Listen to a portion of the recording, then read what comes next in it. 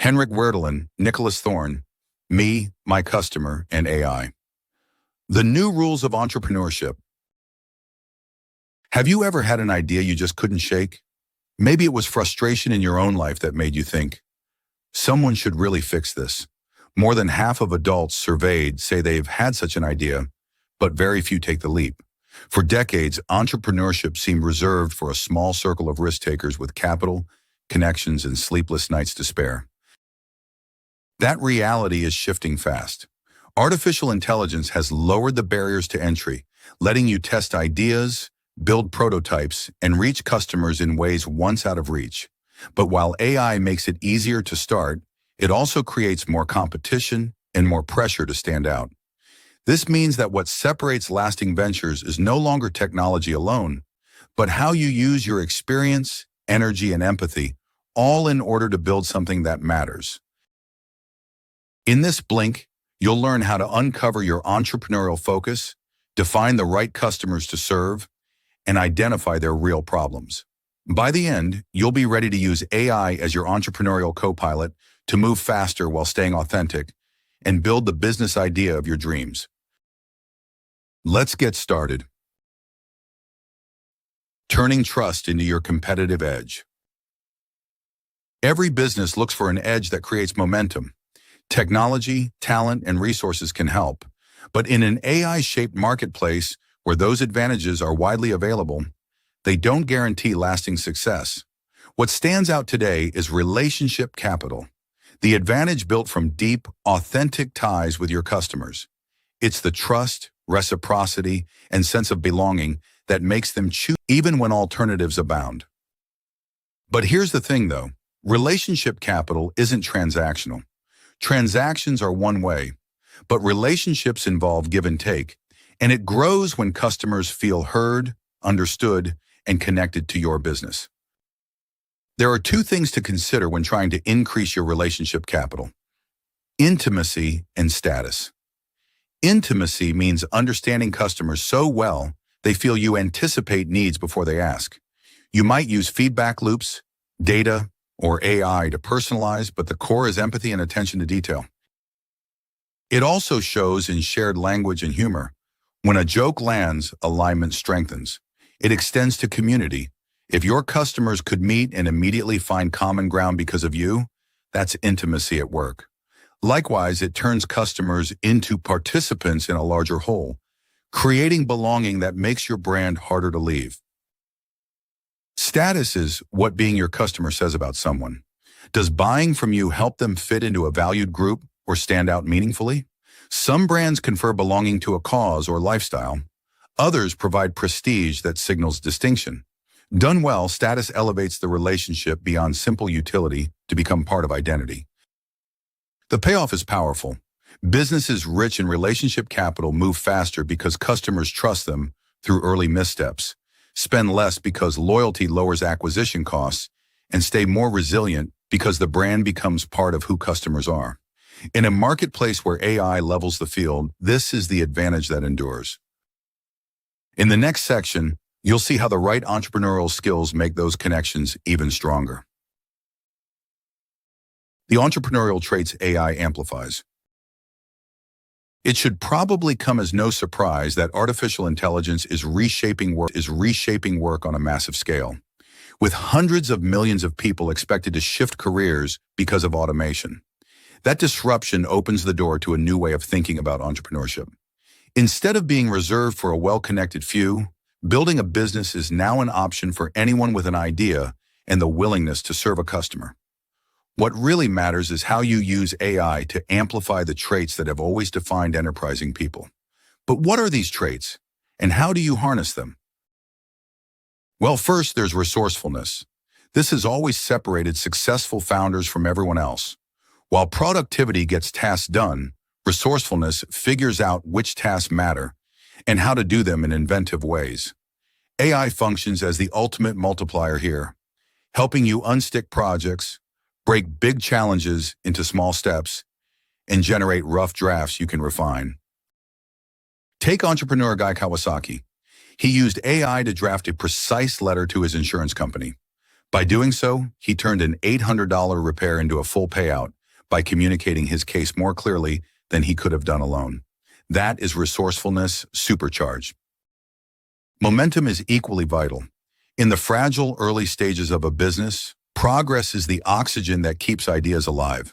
AI can condense weeks of work, market analysis, pitch decks, landing pages, into days, while also acting as a brainstorming partner that proposes new approaches and accelerates prototyping. It lets founders remain hands-on creators for longer, staying closer to their customers instead of retreating into layers of delegation. Finally, future focus means spotting the bigger forces shaping what customers will need tomorrow. The most successful entrepreneurs study technology, demographics, regulation, and culture. AI strengthens this skill by helping you process vast amounts of data, identify weak signals, and model potential shifts faster than you could alone. Consider Peloton, which recognized the rise of busy urban professionals willing to spend on health and community. On the other side is Segway, which poured $100 million into a personal transporter that clashed with cultural attitudes and ended up a niche novelty. Now, it's important to note that AI won't replace human imagination entirely, but it sure does magnify your ability to act enterprisingly. When you combine resourcefulness, momentum, and future focus with intelligent tools, you position yourself to spot and seize opportunities others miss. Coming up, you'll look at how to direct those skills with clear focus. Clarifying your energy and direction. Every successful business begins with the energy of its founder. Before customers, investors, or even a finished product, what pushes things forward is the clarity and drive you bring. In a world where AI can automate tasks and accelerate experimentation, the human side, your story, values, and motivation, becomes the real differentiator. Knowing yourself well is the foundation for building something authentic, resilient, and worth people's trust. One way to get there is by mapping your entrepreneurial energy across 5 dimensions: passions, positions, possessions, powers, and potentials. Passions are the problems or causes you can't stop thinking about. Positions are the roles you've held in life and work, each shaping how you lead and connect. Possessions, meanwhile, reveal your priorities through the resources you've chosen to gather. Then powers become your current strengths, and potentials point to what you want to learn next.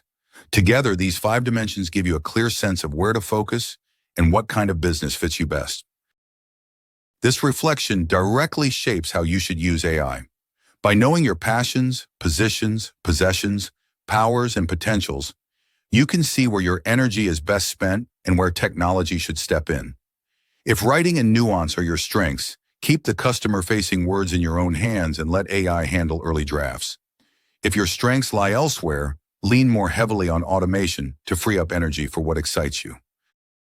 To make this practical, build a list of micro moments, times when you felt at your best, fully engaged, or simply happy. Use these as a filter for new opportunities, asking whether they're likely to bring more of those moments. Over time, you can shape what you pursue into a personal curriculum, treating each venture as a way to learn and grow. Sharing what you learn in public strengthens your connection with customers, especially those whose values overlap with yours. That's why the About page is the most visited parts of any website. People want to know who you are and why you do what you do. Be clear about your story, your motivation, and your definition of success. When your venture aligns with who you are, you'll build a base of loyal customers who believe in it too. Next up, you'll learn how to align that focus with the customers who fit you best. Why alignment with customers comes first. Many startups fail because they never achieve product-market fit, but the real issue often begins earlier, with whether the founder and the customer are a good match. Before any product takes off, there needs to be alignment between what you care about and the people you serve. When that alignment is strong, decisions become easier, communication flows naturally, and you're far more likely to create something that lasts. Think of Aaron Patzer, who launched the finance app Mint. As a talented engineer, he was frustrated by his inability to manage personal finances. Instead of ignoring the problem, he built a tool that simplified budgeting and turned it into a daily habit for millions. His lived experience gave him both the motivation to keep going and the perspective to design a product people loved. Within 2 years, Mint was acquired for $170 million. That is founder, customer, fit in action. Solving a problem you understand personally and sharing that solution with others like you. This kind of fit has clear benefits. It helps you get started quickly, since your first customers are often people you already know and trust. It makes you a better listener because you speak the same language as your users and pick up nuances outsiders would miss. Not only that, but it improves your communication as the words that feel natural to you also resonate with your audience. And it keeps you in the game longer because you genuinely care about the people you're serving. In an AI-driven world where trust and ethics matter more than ever, that shared experience becomes a powerful differentiator. If you're unsure where to begin, track your frustrations for a week and look for patterns. Chances are, problems you face are shared by others. Or think about the issues people already ask you to solve. Those repeated requests often point to opportunities where you already have credibility. Once you've identified a customer group, sketch out a simple founder-customer fit plan. Define who they are, what they want, and what stands in their way. Then use AI to role-play as those customers to test your assumptions. When you build from genuine alignment, you're creating a bond with customers who see you as one of their own. Once you've identified the customers who are the best fit for you, the next step is shaping an organization and system that can consistently serve them in ways that scale. Building AI-ready organizations. When most people imagine starting a business, they picture building a product.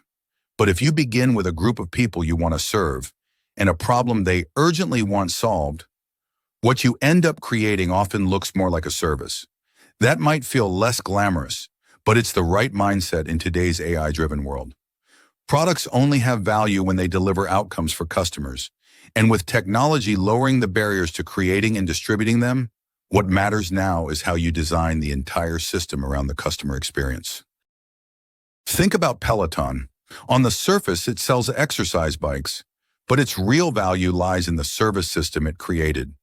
Live classes, data tracking, and a sense of community. Customers buy more than a bike.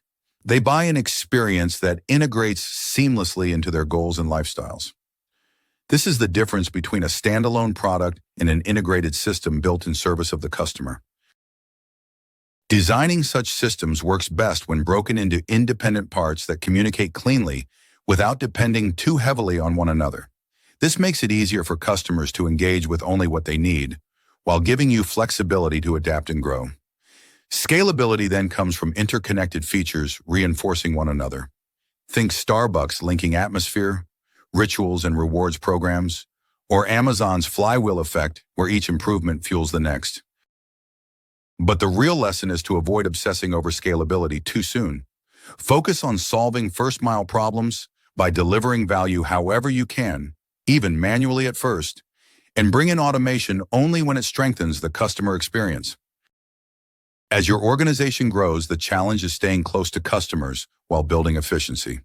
Traditional vertical integration, owning every step of the value chain, often drags founders away from their customers.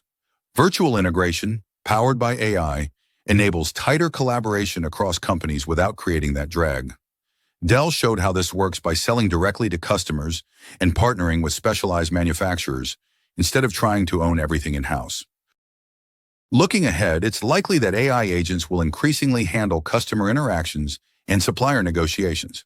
This will leave you with more time to focus on vision, relationships, and values. Your role will shift from operator to orchestrator, ensuring that technology amplifies human connection rather than replacing it. Now, in the final section, you'll see how AI helps you scale without losing the intimacy that makes customer relationships valuable. Keeping intimacy alive while you scale with AI.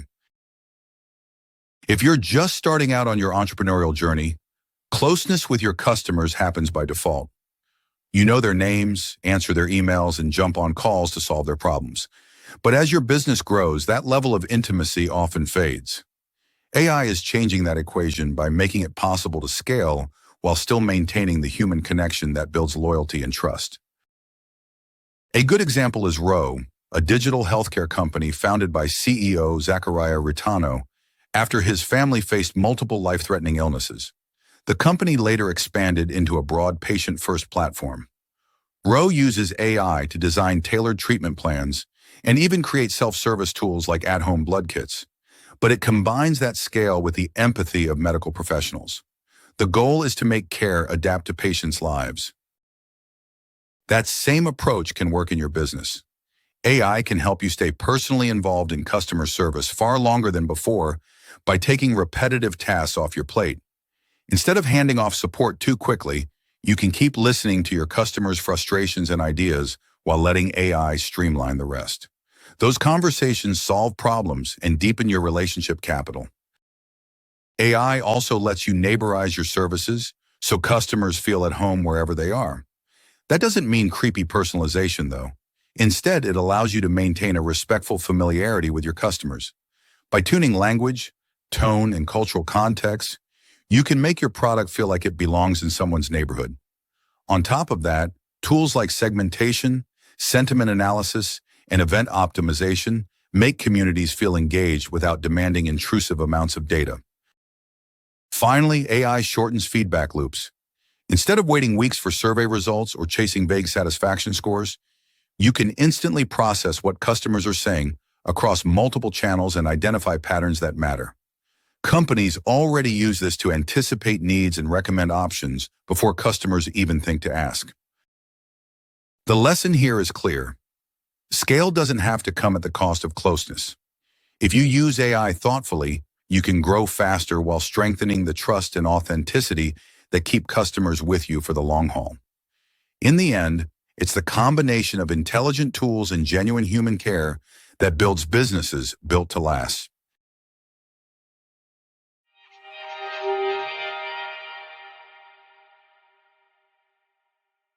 The main takeaway of this Blink to Me, My Customer, and AI by Henrik Werdelin and Nicholas Thorne is that AI lowers barriers and accelerates experimentation. But your lasting advantage comes from pairing intelligent tools with human connection. By knowing yourself, choosing the right customers, solving real problems, and designing organizations that scale without losing intimacy, you create momentum that competitors can't easily copy. Success now belongs to those who use AI to amplify empathy and trust. If you build with authenticity and purpose, you can move faster, spend smarter, and grow stronger, while creating a business that customers feel proud to be part of. Okay, that's it for this Blink. We hope you enjoyed it. If you can, please take the time to leave us a rating. We always appreciate your feedback. See you in the next Blink.